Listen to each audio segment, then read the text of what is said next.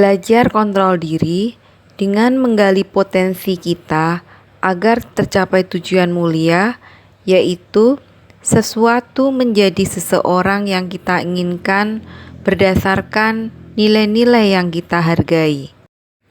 Semua perilaku memiliki tujuan. Hal ini memunculkan teori motivasi.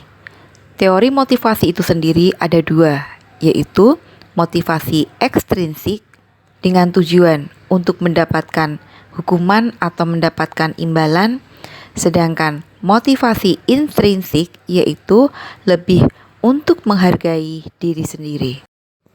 Model berpikir menang-menang, kolaborasi, dan konsensus menciptakan pilihan baru. Hal ini berhubungan dengan 5 posisi kontrol, dan yang paling baik yaitu posisi manajer. Dengan menggunakan segitiga restitusi, sebagai seorang manajer, kita bisa menciptakan kolaborasi dan konsensus untuk menciptakan pilihan baru, di mana segitiga restitusi itu terdiri dari menstabilkan identitas, validasi tindakan salah, dan menanyakan keyakinan. Kasus pertama, siswa terlambat masuk kelas. Proses menstabilkan identitas. Selamat siang, Dava. Bagaimana kabar Dava hari ini? Selamat siang, Bu. Baik, Bu. Kenapa siang ini Dava ada di sini? Tadi saya terlambat masuk kelas Bu Neneng. Oh, begitu. Pasti kamu melakukan seperti ini ada alasannya, bukan? Iyalah, Bu. Masa saya telat tanpa alasan? Baik, terkadang Bu Neneng itu juga terlambat masuk ke kelas, tapi Bu Neneng selalu memberikan alasan atas tindakan yang Ibu lakukan. Proses validasi tindakan yang salah. Lalu kira-kira apa alasan kamu sampai terlambat masuk kelas, Dava? Perut saya lapar, Bu. Jadi saya ke kantin dulu setelah sholat. Kamu tidak akan mengulanginya lagi kan, Dava? Iya, Bu. Proses menanyakan keyakinan. Nah, sekarang kita lihat lagi tindakan kamu yang terlambat masuk kelas. Tindakan kamu itu kira-kira sesuai dengan keyakinan kelas dan prinsip kamu tidak? Enggak lah, Bu. Jadi kira-kira keyakinan atau prinsip mana yang kurang sesuai dengan keinginan kamu? Saya sebenarnya orang yang sangat menghargai waktu dan orang lain. Karena saat itu saya sangat lapar, jadi saya tidak menunjukkan sikap itu. Kamu meyakini menghargai waktu dan menghargai orang lain itu penting buat kamu? Yakinlah, Bu. Ya, setuju. Kita perlu menghargai waktu dan menghargai orang lain. Namun, ada juga keyakinan yang kita sepakati yang perlu kita jalankan apabila kita sedang lapar, bukan? Ya, Bu. Saya bisa kembali ke kelas dulu dan meminta izin pada Bu Neneng.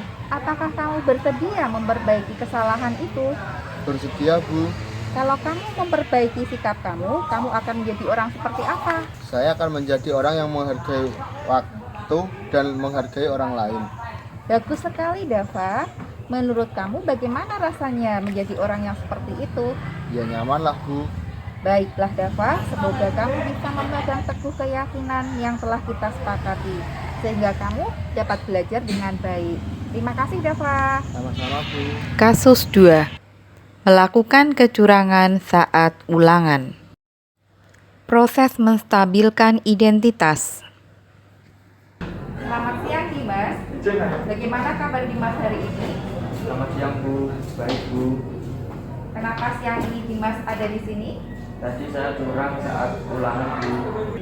Dimas, semua teman kamu juga pasti ingin mendapatkan nilai bagus. Tapi apakah untuk mendapatkan nilai bagus itu harus dilakukan dengan melakukan kecurangan? Tidak, Bu. Proses validasi tindakan yang salah.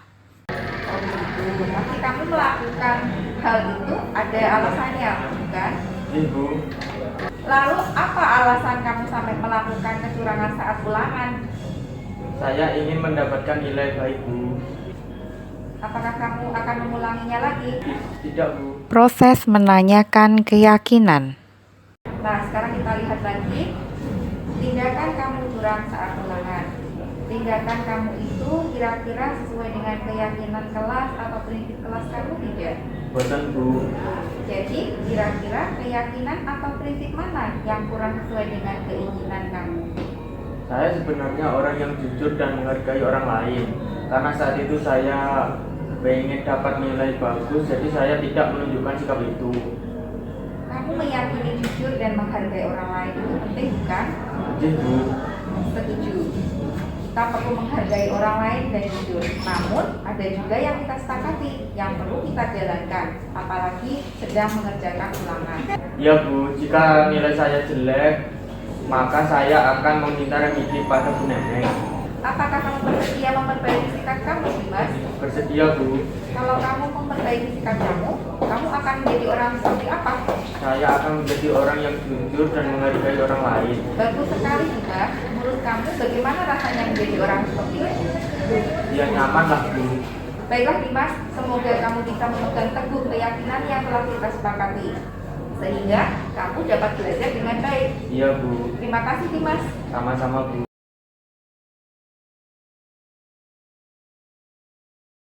Dari tindakan yang telah saya lakukan kemarin, saya banyak belajar tentang cara menyelesaikan masalah sesuai dengan keyakinan yang telah disepakati satu kelas.